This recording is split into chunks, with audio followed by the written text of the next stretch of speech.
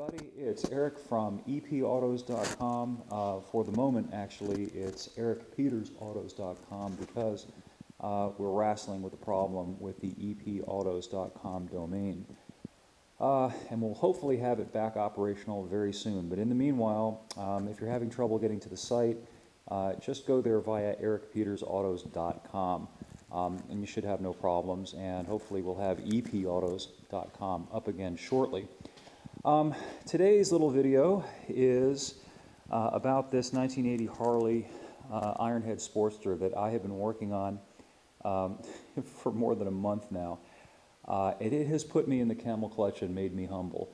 I finally got the thing running well, and now it won't start because there's a problem with the starting system. I've gone through and troubleshot everything. The starter is okay. Here's the starter. That's okay. Solenoid's okay. Had an issue with the breakers, which I'll tell you about in a little bit. But I think the problem is that in order for this starter to work, what happens is you click the solenoid on and the plunger goes back into the other side of the engine, and it pushes a gear out, and that meshes and engages the starter with the engine, and that causes the engine to rotate. But I'll tell you, it's been one thing after another with this bike. Getting it running was just a debacle, and when I finally did get it running, it didn't run for a whole long time. And even though I think it's a cool bike, I understand why they call them Hardley Abelsons. I have not been able to get it running reliably yet, and that's the first time ever. And I've been working on bikes for a long time. Once you fix a Japanese bike, even these old Japanese bikes, once you get everything squared away, they pretty much, you can jump on it and ride across the country. And if something does go wrong, it's usually something you can fix right there by the side of the road. The engineering differences between something like that, and something like this versus this, it's startling. Let me show you just a couple of things that I have trouble grokking, as Bob Heinlein, my favorite sci-fi writer, used to put it. Look here at, for example, here's your rear master cylinder.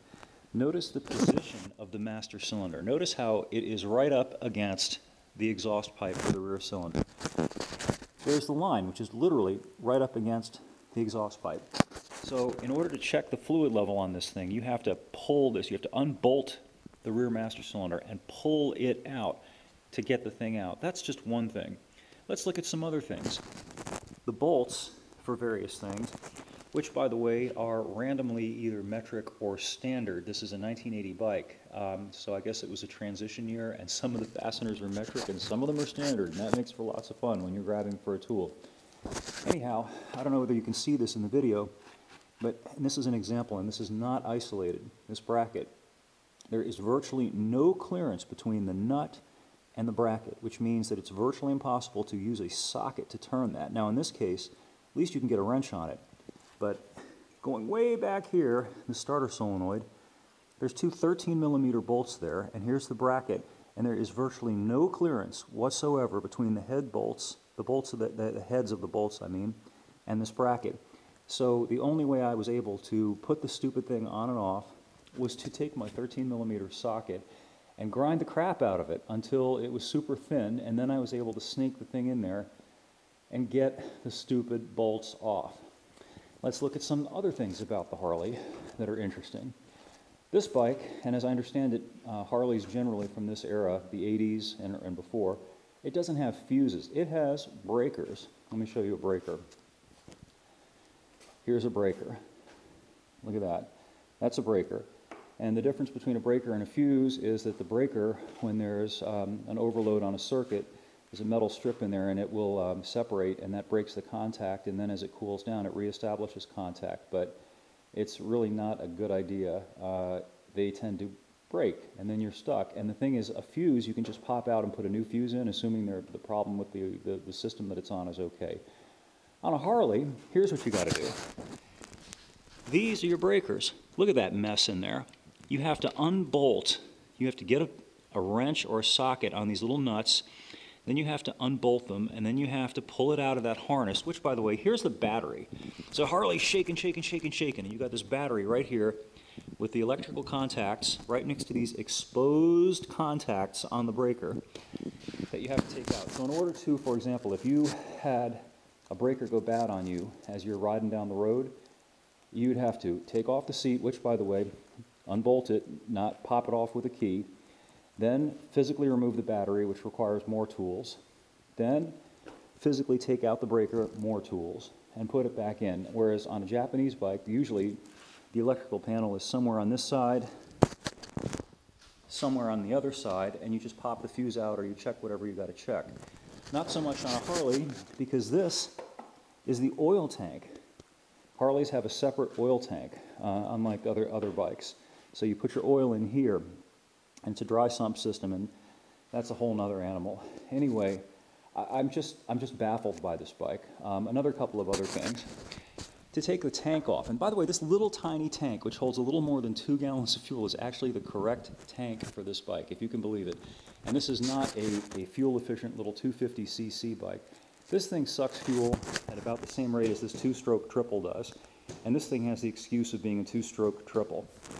This thing has no such excuse. This big twin gets about 20-something miles per gallon, maybe. So you've got about 2 gallons or so of fuel reserve here, so you're not going to go very far on a Harley Sportster, even if it continues to run.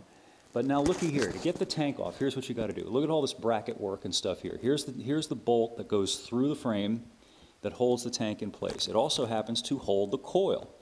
And there are a bunch of little washers and spacers and brackets back there. So you have to take all this junk out first. Then you got to get under here, and there's another bolt. You can see it right there maybe. And it's hard to reach because this wiring harness is right in the way. And you got to get that bolt out. Then you can take out the tank. Now, on every Japanese bike I've ever had, and I've had a lot of them over the years, the way you take the tank off typically is there's a bolt here at the tail end of the tank and the frame, and that's it. That's it. The tank itself slides forward onto rubber mounts. You take this one bolt out, you slide the tank back and take it off. So there's that. Just shocking. To me, absolutely shocking, unbelievable. Also, guess what this is? This big thing right here. It's a generator. This is a 1980 model bike, and it still has a generator. Here's my 76 KZ900 Kawasaki. It has an alternator. It also has an aluminum engine, entirely aluminum with dual overhead cams. You know why they call these things iron heads? Because they have iron heads. That is a cast iron cylinder, which is not necessarily bad other than it's really heavy. But here's the problem. Cast iron top end, aluminum lower case, different metals or different alloys, different rates of expansion and contraction, and that's one of the reasons why Harleys leak a lot. At least these old Harleys do. Let's see, final point of critique. And I mentioned this in the article that I'm going to have up on the site shortly. If you want to set your ignition timing, set your points on this Harley, guess what you got to do first? Every other bike I've ever worked on, you can manually rotate the engine by, unbolting one of the engine covers on this bike, and then you put a breaker bar on that cover, and you can manually rotate the engine to get pistons up at top dead center, for example, or to, set the eccentric on the cam, on the little whatchamacallit for setting the points where you need it to be. Not so much on the Harley. In order to rotate the engine by hand, what you got to do is jack up the rear of the bike. That's number one.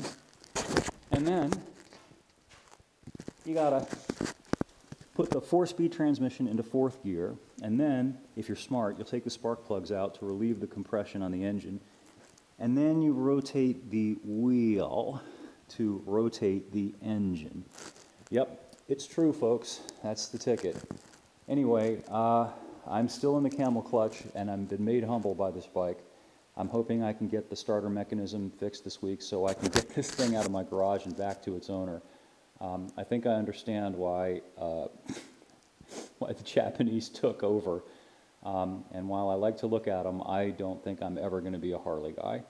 Anyway, thanks for viewing. Come on down to ericpetersautos.com and rank me out if you're a Harley guy and tell me how full of beans I am for making fun of them. We will catch you on the flip flop.